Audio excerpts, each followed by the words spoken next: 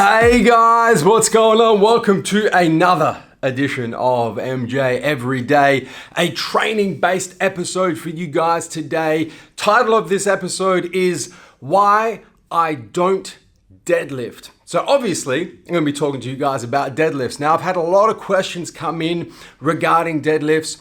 Do you have to deadlift to build a big back? Are there better exercises for building a back than deadlifts? How necessary are deadlifts? Should you have deadlifts on your back day or your leg day? A lot of deadlift related questions.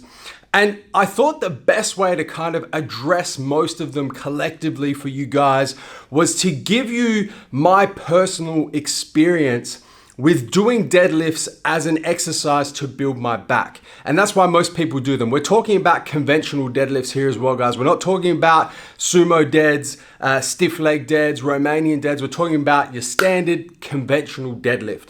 So let me tell you a little bit about my experience with using conventional deadlifts as a vehicle, as an exercise to build the muscles in my back. So I've always been a big advocate for deadlifts, for building your back. Always done them since I first started weight training. Always had deadlifts pretty much every single back workout, or at least my thickness focused back workouts, depending on which part of my training I was in. Always had deadlifts in there, always did them, thought they were a fantastic exercise and had pretty good results with them. So 2015, I competed in the Men's Physique Amateur Olympia. And I came in third place. So I missed out on my pro card by 2 places. If I had won that, I would have attained my pro card in 2015.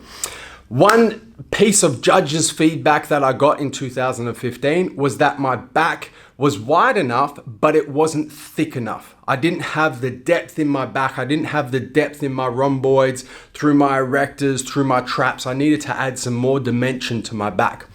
So I spent 2016 really focusing on my back thickness. And a part of that was to implement a strict deadlift training protocol. So I was deadlifting every single week as part of my back workouts. And the primary purpose was to increase the amount that I could deadlift. So it was a strength-based program, increase the amount I could deadlift. And the theory was if I could deadlift heavier, my back would obviously naturally grow and give me that thickness in particular. So did that for 12 months. 2016 comes around. I go to compete in 2016. My back had come up immensely.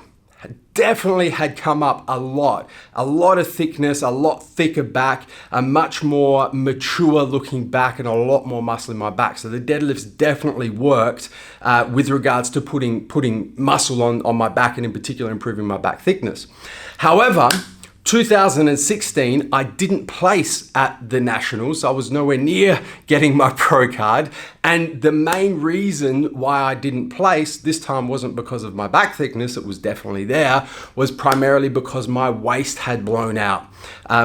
Primarily because of the heavy deadlifts. So I kind of traded back thickness from deadlifts for increasing my waist thickness. And my waist had come up over an inch, guys, from 2015 to 2016. And from a men's physique competition perspective, that is not good. You want to keep your waist as small and as narrow as possible. So I then decided to go back to the drawing board. I built that back thickness. I obviously needed to maintain that back thickness, but I needed to bring my waist back down in 2017 to give me that nice aesthetic look once again. So 2017, I completely removed deadlifts. Did not have, honestly, right now, I haven't deadlifted since pretty much the start of 2017. I haven't deadlifted for close to 18 months. I completely got rid of them. I thought no more deadlifts. It's too much of a risk with my waist growing, with blowing my waist out. It's not something that is going to help me achieve my goal of becoming an IFBB Men's Physique Pro. I need to get rid of them. So I removed deadlifts completely. And I replaced them with much more focused back movements that would continue to allow me to build my back thickness. So a lot more specific rowing type movements, hyperextensions, weighted hyperextensions where I could really control and squeeze the muscles in my back where I wanted to squeeze them, and really focus on my mind-muscle connection through the muscles through the middle of my back, rather than using, a big compound movement like deadlifts, where it's very difficult to get mind muscle connection because you're just focusing on picking the damn thing up from the floor and taking it to lockout. Really kind of flipping that. So really emphasize mind muscle connection, completely remove deadlifts and started replacing them with a lot of different exercises that I could really emphasize that mind muscle connection. And 2017 comes around and I win the state title for the second year in a row, the national title, the Oceania title, the national overall, the Oceania overall, and finally got my IFBB Pro card.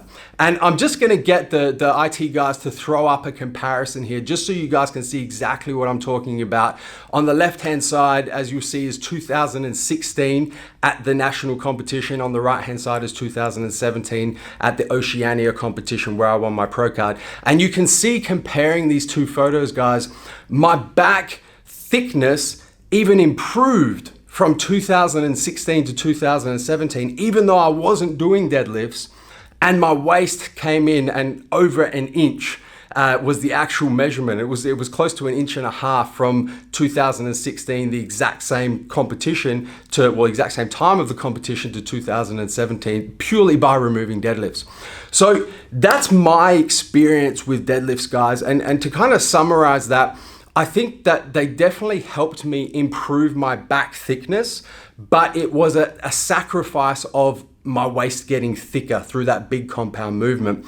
And I think that now, knowing what I know about the different exercises that I've incorporated to continue to improve back thickness, that involve a lot more mind muscle connection through my traps, through my rhomboids, through my erectors in the middle of my back, I feel like I could have achieved better results with my back thickness had I not deadlifted at all.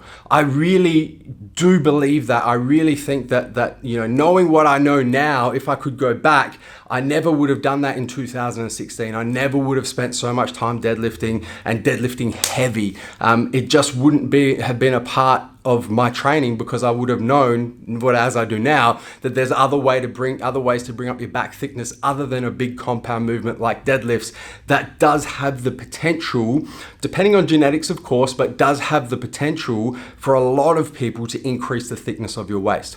So when it comes to deadlifts, that's really what you guys have to trade up. If you're thinking about using conventional deadlifts as an exercise to increase the muscles in your back, and in particular the thickness of your back, you really need to weigh up, is that worth sacrificing an increase in thickness through my waist? And I'm not saying it's going to happen to everybody, because some of us genetically just have very small waists and we can deadlift and squat and do all these heavy compound movements and our waist just doesn't change. But for the vast majority of us, it's going to be a toss-up between the two.